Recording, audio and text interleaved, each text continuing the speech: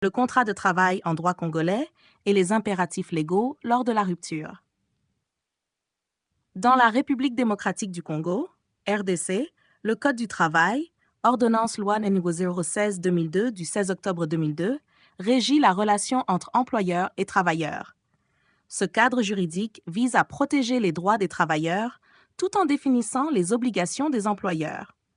Cependant, l'ignorance des dispositions légales laisse de nombreux salariés à la merci des entreprises qui exploitent cette vulnérabilité. Cet article clarifie les principes clés du contrat de travail et des règles légales applicables à sa rupture pour sensibiliser les Congolais à leurs droits. 1. Les fondements du contrat de travail en RDC. Type de contrat reconnu. Selon le Code du travail congolais, le contrat à durée déterminée, CDD, prévu à l'article 42, il est limité dans le temps et prend fin automatiquement à l'échéance. Ce type de contrat ne peut être renouvelé que dans les conditions prévues par la loi. Le contrat à durée indéterminée, CDI, prévu à l'article 43, il est la forme normale de contrat pour les emplois permanents. Il ne prévoit pas de terme fixé à l'avance. Forme et formalité. L'article 39 du Code du travail exige que tout contrat de travail soit 1.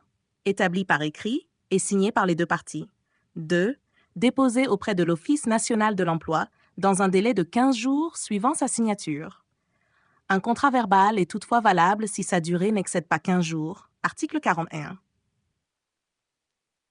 Droits fondamentaux du travailleur. En vertu des articles 67 à 88, les droits fondamentaux des travailleurs incluent un salaire équitable, article 92. Le bénéfice des congés annuels payés après une année de service, articles 71 et 72. La protection contre les discriminations et le harcèlement. L'adhésion libre à un syndicat, article 248. 2. Les impératifs légaux lors de la rupture du contrat, rupture par le travailleur. L'article 61 autorise un salarié à rompre son contrat à condition de respecter un préavis, sauf en cas de faute grave de l'employeur, tels que non-paiement des salaires, conditions de travail mettant en danger la santé ou la dignité.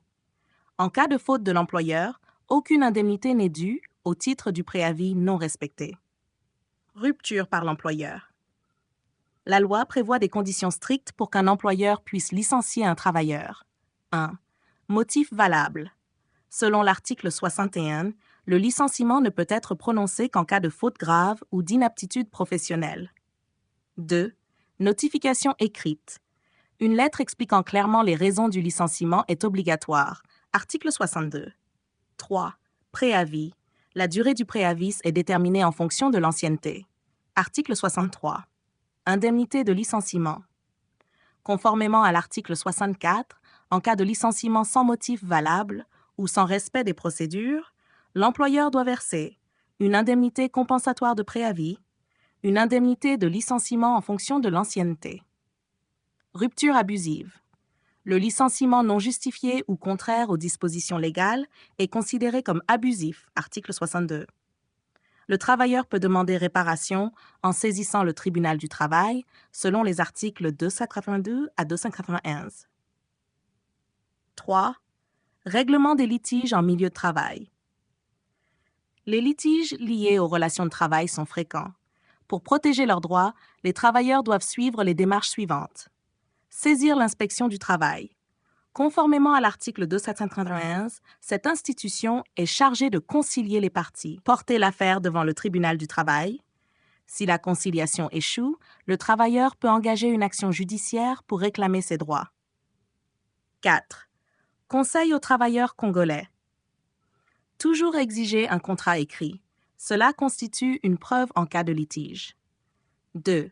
Se renseigner sur ses droits, consulter le Code du travail ou demander conseil auprès des syndicats ou de l'inspection du travail. Garder des traces écrites.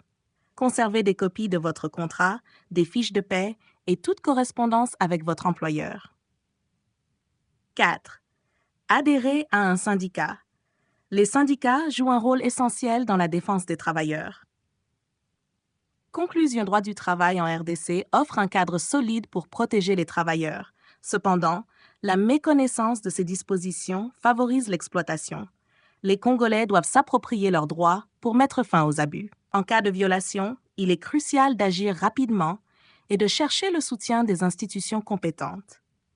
Travailler dans la dignité n'est pas un privilège, mais un droit garanti par la loi. La connaissance est la première étape pour garantir ce droit à tous les travailleurs.